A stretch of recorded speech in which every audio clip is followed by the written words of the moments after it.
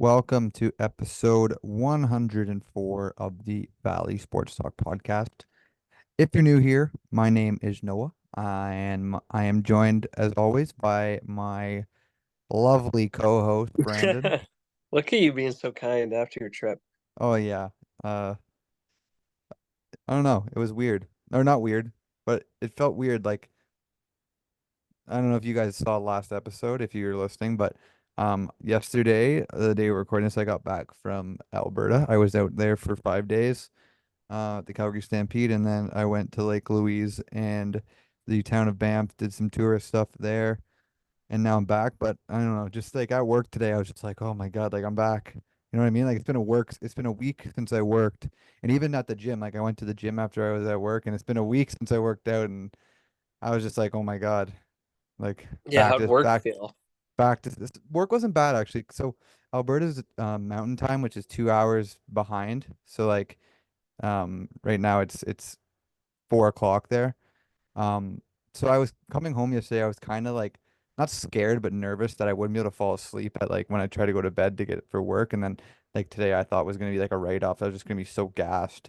And I had actually had a really big work day. When I texted you saying I was just getting off, that's probably like one of the later days I've worked this year.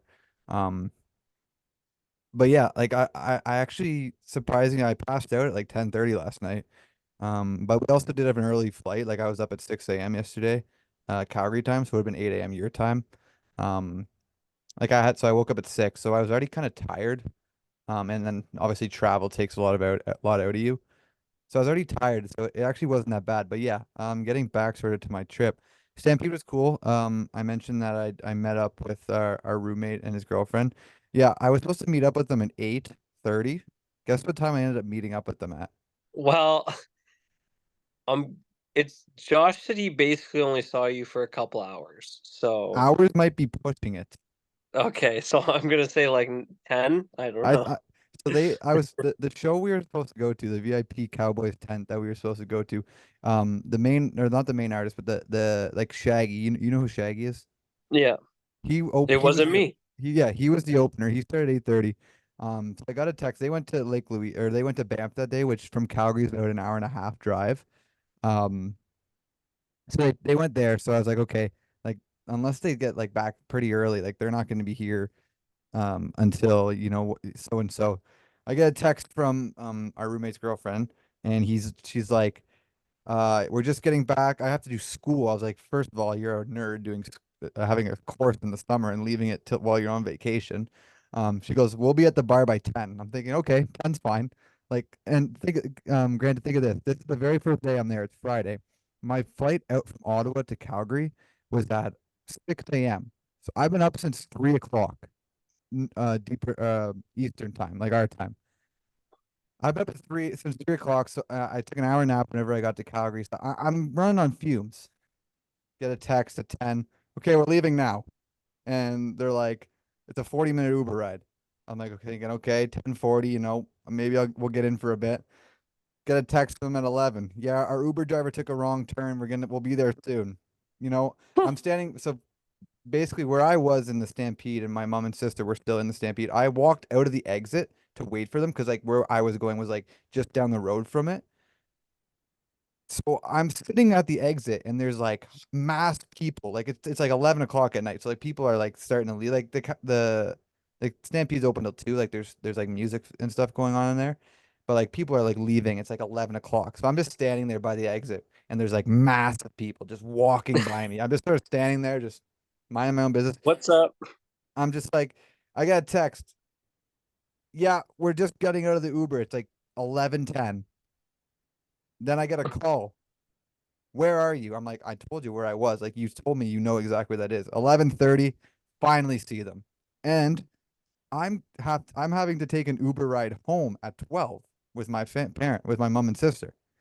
And that's the only way I can get home because like unless I Yeah. want to take an Uber by myself in Calgary, but I was like I was up for 24 hours the first night, the Friday. So I end up only seeing Josh and our roommate and his girlfriend for half an hour. I saw 2 songs of Big Sean, which was like the main guy. Like he Yeah. sings a couple popular rap songs that you would probably like know them to hear them. Yeah. But it's a long story short.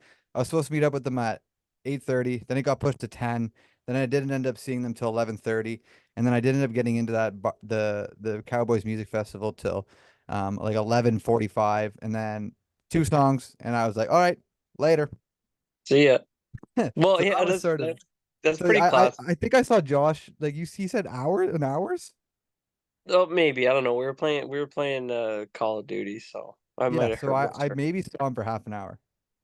That's pretty good. I mean, for people that don't know him, I mean, most of the people listening will, but that's just how they are. Like, in the nicest way to put it, they won't listen, so it's okay, but if they're the type of people that if you're trying to meet up at, like, 8, you gotta say 7:30 or something like that because they're always running late, and school on a vacation is wild to me. That's insane. You're at the Calgary Stampede. I feel like I would have like at least tried to finish it before you went out. Like they were out there for a week. I was out there for 5 days. They were out there for a week. Anyways, That's so nuts. I also went to Lake Louise, which you've never been there, right? No, but the pictures look sick. Man, it's honestly like you see pictures and like the pictures just don't do it justice. Like it's Yeah. honestly it's one of those things where you have to see it at least once in your life. That's what your mom was saying when she almost hit me with a golf ball today.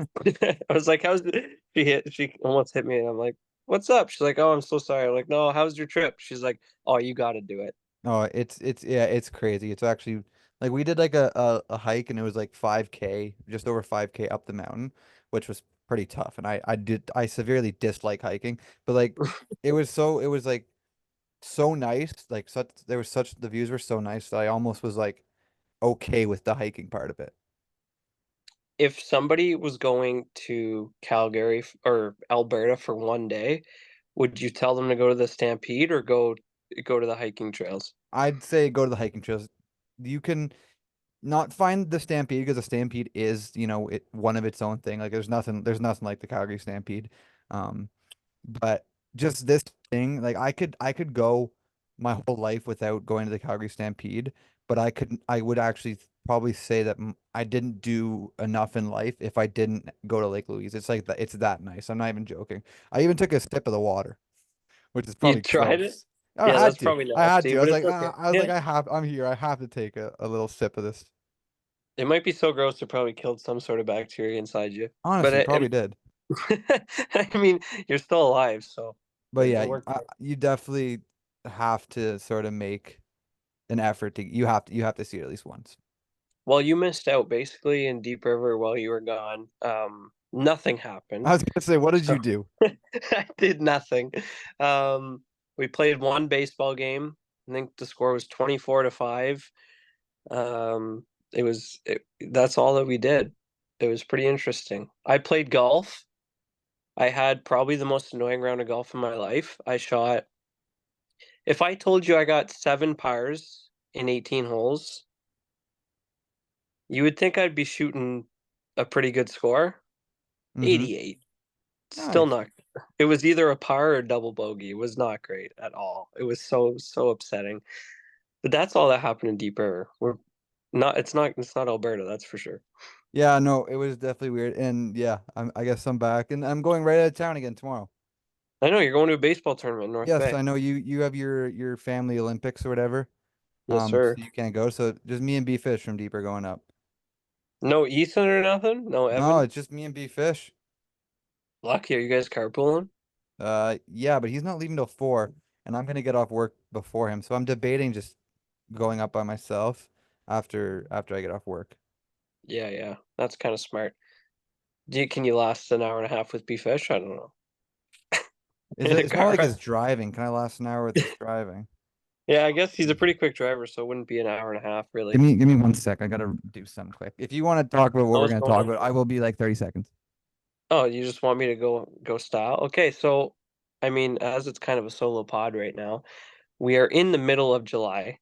Absolutely nothing in the sports world is happening. Um, we have gotten some NHL news over the since the last podcast, but not much. Basically, all that happened is Ryan Suter got signed by the Blues, and it was kind of a weird signing just because he's a veteran D man with probably not much left in the tank, going to a team that's probably not going to contend. So I was kind of confused by the move. But then we heard the news about Torrey Krug, which kind of explains why the Blues were looking for a defenseman like Suter to hold down the back end. But it sounds like Torrey Krug might not play again. Well, not play again. He might not play this upcoming season due to injury. So the Ryan Suter signing does make a lot more sense for St. Louis after hearing that news. Um, so that makes me wonder if Torrey Krug is injured, he will obviously go to LTIR. That gives the Blues. I was listening to a podcast. I think they said that would give the Blues $14 million in cap space. They have that big of Um, a cap hit? no, but from the cap space they already had, Oh, plus okay. what Krug is Cap hit. making. Okay, yeah, yeah. Yeah, so for a team that has a lot of young up and coming players, I wonder if they would look Mitch to Marner? kind of do something. Maybe I don't see Mitch Marner going to St. Louis, but I don't either. St. Louis, like what would St. Louis give back? But it makes me wonder if St. Louis is going to potentially turn into a team that is going to look to do something to try and be somewhat competitive to sneak into a wild card Who spot. who who's out there though? Like who? Well, anybody could be out there for the right price. I don't know. Yeah, I know, but like I'm trying to think of people that are like on maybe on the trade block, teams that are sort of wanting to move people. That's a good question. I mean, I don't know who's out there, but St. Louis, like they do have some pieces. Obviously, they got a pretty good young offensive core. Their defense is old, Their defense is um, not good. and it's very old. Like they have who do they have? They got Nick Leddy, they got Ryan Suter. Do they still have Colton Parenko? Yes. Like they're getting pretty They old. just And signed they just Torrey signed Pierre Krug's. Oliver P.O. Joseph, Oh, did Pittsburgh they? player. Like not just they signed him like last week to like a 1 year 750 or whatever. I didn't Like see he's still that. young. He's a former first round pick. Yeah. But he's not a top pairing guy. Yeah, I wonder. I just wonder if St. Louis will look to do something. Like I said, I don't know if there is anything to do out there, but I wonder if they'll be looking for something. Yeah, yeah, for sure. Basically, what I was saying is the Ryan Suter deal didn't really make sense when I first heard about it because he's like a veteran D who doesn't have much left in the tank. I don't feel like, and I think he would kind of want to be on a contender. Yeah. So I didn't see how that made sense. But after hearing the Torrey Krug news, it does kind of make sense because you Yeah, will have a spot man. it did like he signed there before the Krug news came out. So at the Yeah, first, but I'm sure they knew that yeah, no, already. no, no, that's what I'm saying. At first, I was more confused on the Suter aspect because I think he's like one of 17 players that will ever play 1,500 games in the That's what I NHL. mean. Yeah, Like he's close. I know he signed in Dallas because he wanted to win a cup, but like this move just kind of seems weird. You know what I mean? For him, like You- for his aspect of it. That's basically exactly what I said while you were gone. But then, I mean, if he's looking for the 1,500 games now that Krug, maybe he knew that Krug wouldn't be playing, and that will get him to 1,500 games, which is a huge milestone. Like you said, doesn't happen very often. Yeah, for sure. You gotta be pretty lucky. Um, oh my God, what was I gonna say? It was just there. Oh, Carolina? Kuznetsov. Yeah. I wonder what Um, that deal's gonna be. and Holy and the cow. Russian deal, he's only 32. Like he's one of those guys that like felt older, you know what I mean? Like he felt more like Yeah. the like he came up with the Ovechkin and the Backstrom. So I thought he was like 34, 35, but he's only 32. Um, Yeah. so I was kind of at first I saw a report came out and then a report came out like a couple hours later saying that this report wasn't true, and then it actually finally came out saying that they are terminating his contract. He's headed back to Russia. It was surprising to me at first, just because, like you said, I still feel like he is a good hockey player, and I think he does have a lot left in the tank in terms of the NHL. But I can't remember the name of the team because Russian names are so weird to me. But the team that he's signing with allegedly in Russia is owned by some huge company, and he is going to get a ton of money. Like they were doing comparisons, and when Radulov did this Yeah. in 2012, he had I think their currency is like rubles or something Yeah. like that. Yeah, yeah, something like that. His contract was 300 million rubles, which converts to about $9 million US, and that was in 2012. So I think Kuznetsov is probably going to be at least a $10 million player in Russia. in Russia, which is more than obviously he'll get in North America. It's closer to home, closer to family, and he will be the player on that team. So I mean, it's hard to turn that down, right? But it does raise a lot of questions for Carolina because they still haven't signed Natchez. So like all of a sudden Carolina there's a lot of open spots on that roster, and I don't know how they're gonna fill them all. Yeah, I was looking at it today actually. Like right now, Jack Drury is listed as their third center or their second center behind Aho. I know he's like nothing is Jack Drury. I actually think he's a really solid depth player, but if he's your second center, like there's something wrong there. You know what I mean? On a team that was a month ago considered a Stanley Cup contender, like a Like huge Stanley Cup contender. I know we ranked these last episode where we were ranking the teams in each thing, but like looking at their roster, if unless they like are in the trade market for someone, like I honestly struggle to see them getting out of the first round next year. Yeah, me too. They went from a team that I said last episode that would definitely finish third place still in this Metro. I still believe they'd finish third in the Metro, but it wouldn't be as much of a guarantee as it was a week ago, even Like I'm because like they're in the same tier as me right now for Washington, which like maybe I still think they're a better team than Washington, but like I think that sort of the Devils and Rangers are like a step above the the Hurricanes at this rate. do you feel like the Kuznetsov termination is better for Natchez? Because I personally feel like it is because they have so many holes on their roster now. I feel like if you're Natchez, you can ask for a ton of money Hmm. or go somewhere else. I definitely think that it's good for the hurricane side of it, but I still don't think that Nate just wants like from what I'm hearing, I don't think he really wants to be there, if that makes sense. I don't think so either, but I mean, what I'm saying is they have so many holes on their roster that we're so far into the off season that there isn't many players out there other than like Daniel Sprong to fill that role unless you're trading.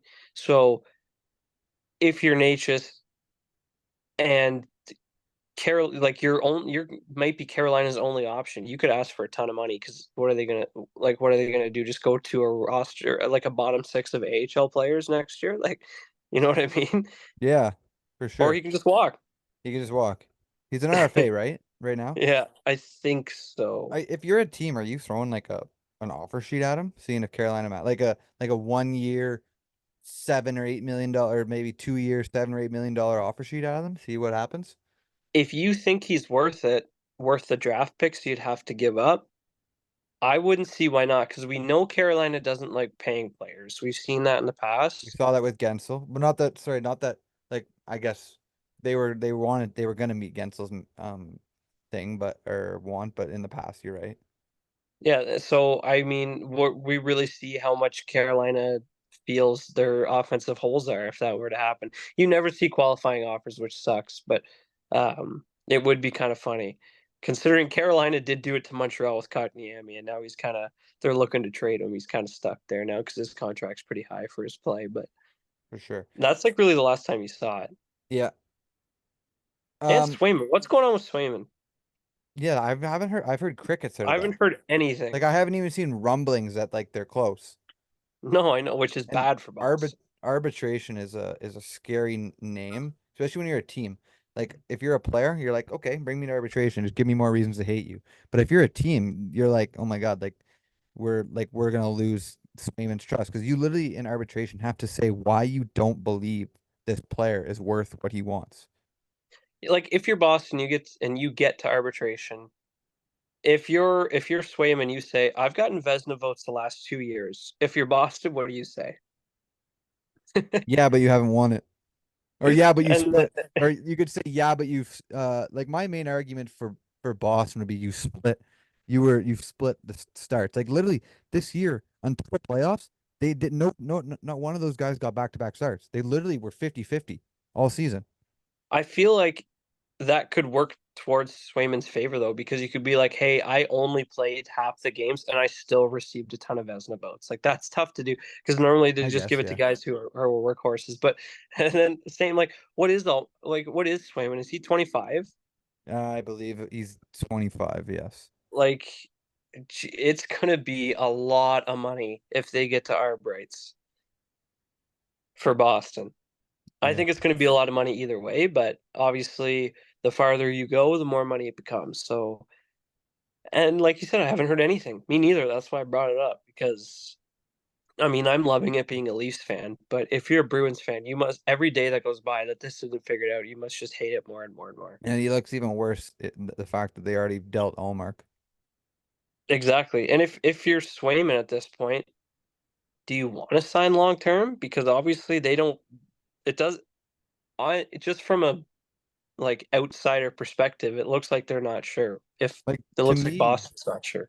like a bridge deal seems the most likely at this point, if that makes sense.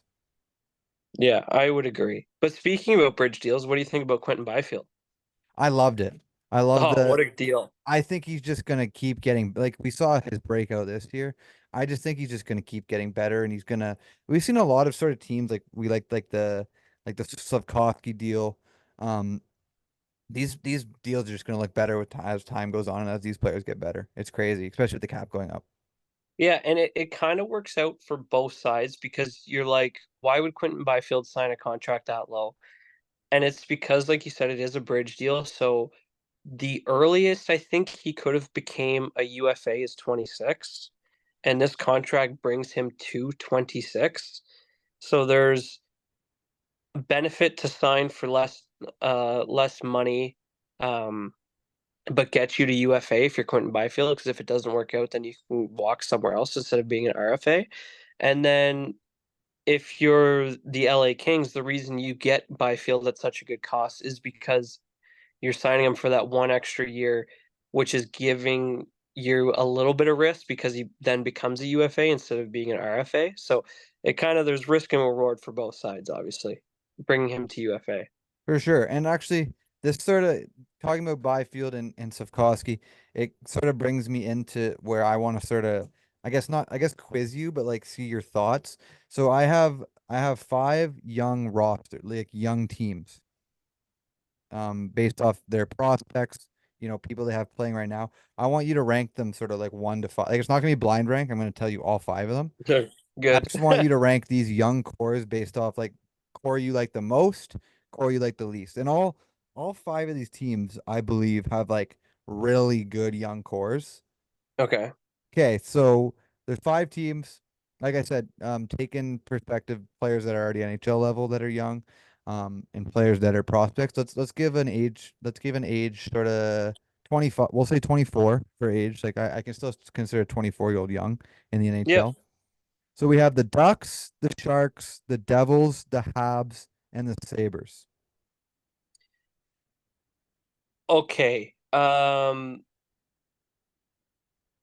I think I'm gonna put the Devils at 5. Which might be a bit hot takey, but Wow. the thing is they're young guys and prospects are kind of on the older side of this listing that you're doing. Most of their big name prospects have been in the NHL, are in the NHL. Um, Obviously, you got the Hughes brothers and amongst many others, but they're on the higher list of that. So I feel like even though they're continuing to grow, we kind of see the path forward for those guys, and it's just not as interesting as the rest of the teams because I feel like the rest of the teams are still most of their rookies are yet to be proven, which I think is more exciting. Fair Where enough. for the Devils, we already see the path, like they're already their list of players that meet this criteria are already amazing. So we kind of already see the path. At 4, I'm gonna go Buffalo.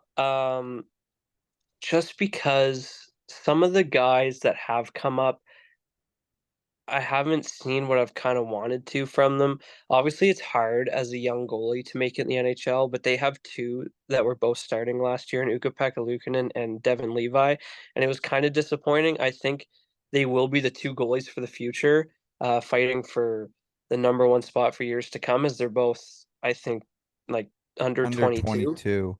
Yeah, they both should be really good, but, um, didn't have a great year last year, but it's hard to play on a I mean, it's hard to have good numbers as a goalie on a team like Buffalo. Um, but they do got tons of young players. I'm excited to see what Tage Thompson does this year. Um, players like, Quinn not Quinn Hughes, Quinn, Jack Quinn? Jack Quinn, and other players like that. I mean, I am still confused by the Matthews Waugh trade because I thought he's gonna be really good. So, I mean, we'll see what happens there. Next, I'm gonna go Anaheim. I think they got a really good young core, but I do think a lot of the core is kind of offensive. So I think they're all going to be competing for a lot of the same spots, which might hinder some of them. You got players like McTavish and Zegras and Leo Carlson and players like that. Where so I think they're gonna be super exciting, but I still think it's gonna take those guys some time. Whereas the team in front of them, I'm gonna have St. Louis. I think you could see some of those impact players this year. Like I St. think Louis. San Jose, sorry. Yeah. San Um, Jose too? yeah, San Jose's too. I just think Macklin Celebrini, obviously you got players like Eklund, what's the I always forget it, Zetherland or Oh, I think it's Zetterland, yeah. yeah. There's a lot of young pieces You're there, missing and like Will Smith, Quentin Musty. They're both first round picks. yeah. I'm not gonna name every single player, but I'm just anyways, helping. I'm just helping your case. no, I appreciate it. They got so much to look forward to, and they're all gonna be coming up together, which is huge.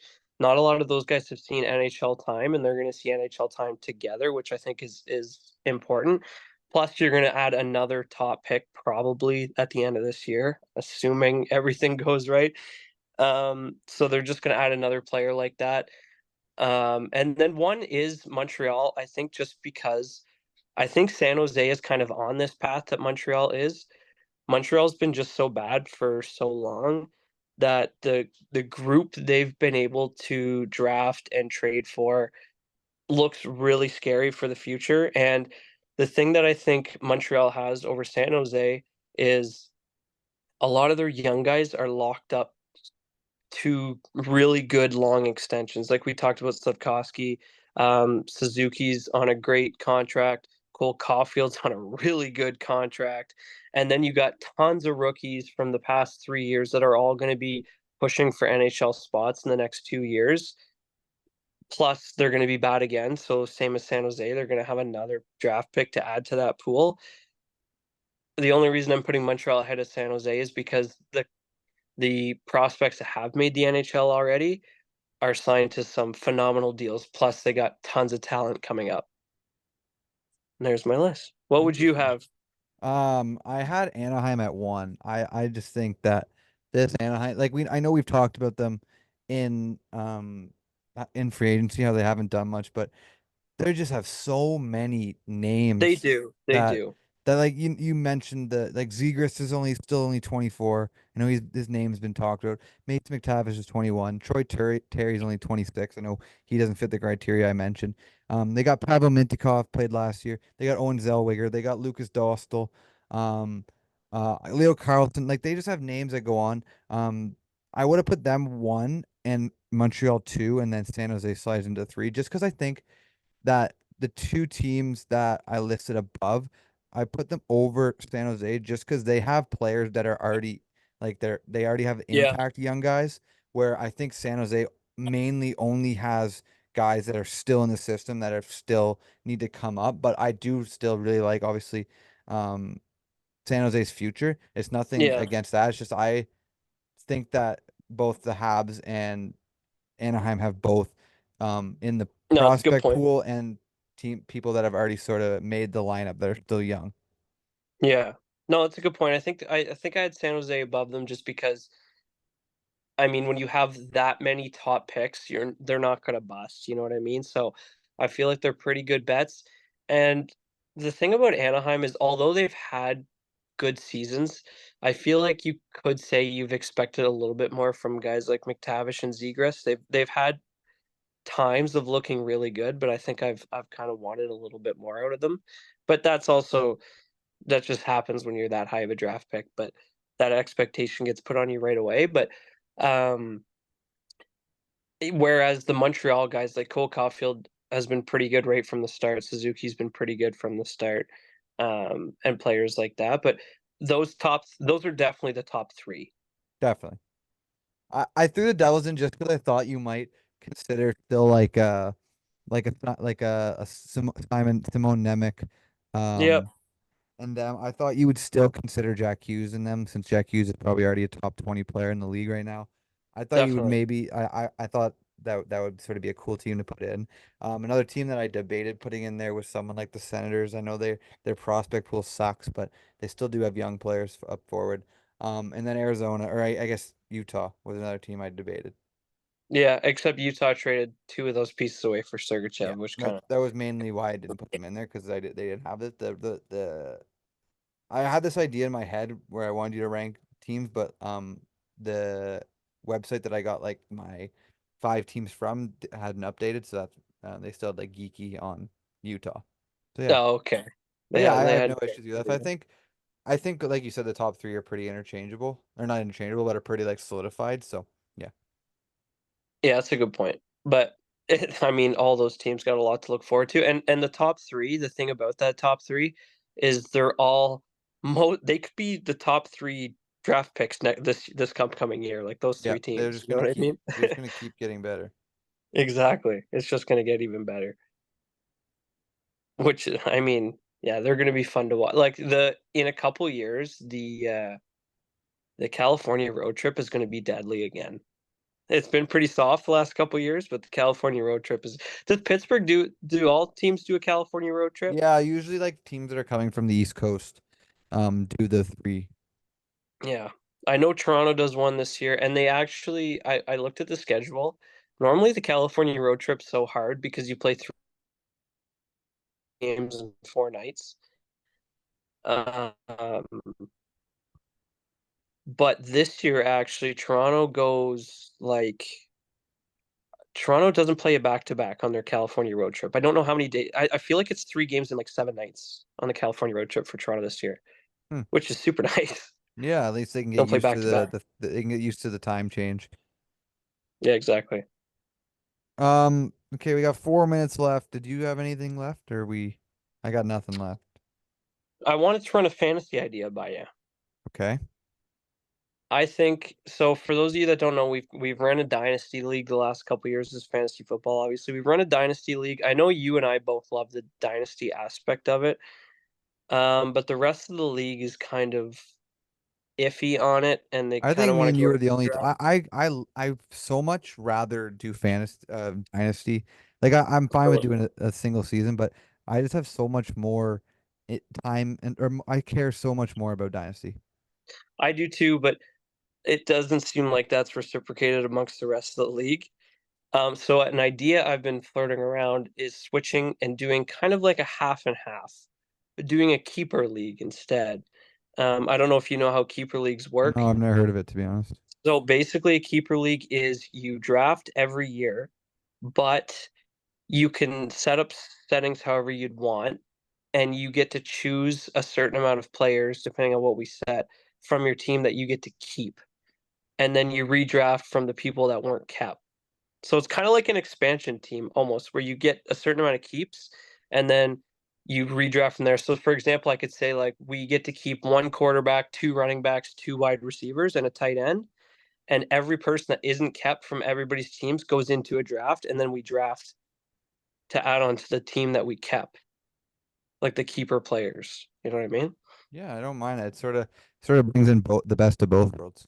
Yeah, exactly. I don't know what like restrictions I put. I don't know like how many quarterbacks I'd keep, running backs, Well, if it's a one wide quarterback receivers. league, I wouldn't. It, I would actually be okay with not keeping a quarterback. well, that's what I mean. Would if we did that, would we switch to a 1 quarterback? Because right now we're two.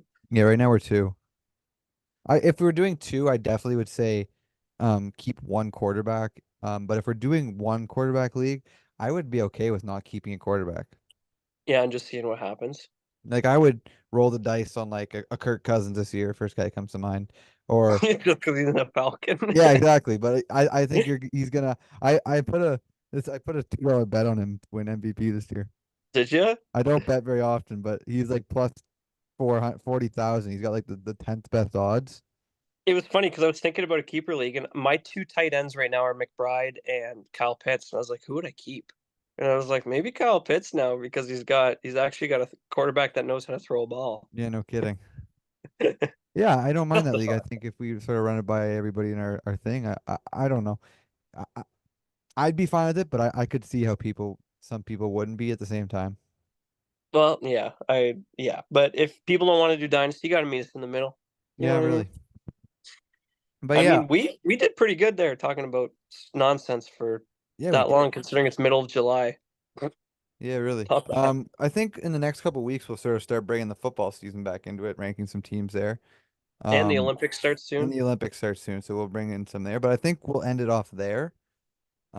If you guys enjoy, make sure you leave a like, subscribe, and we will be back next week with another episode. See ya.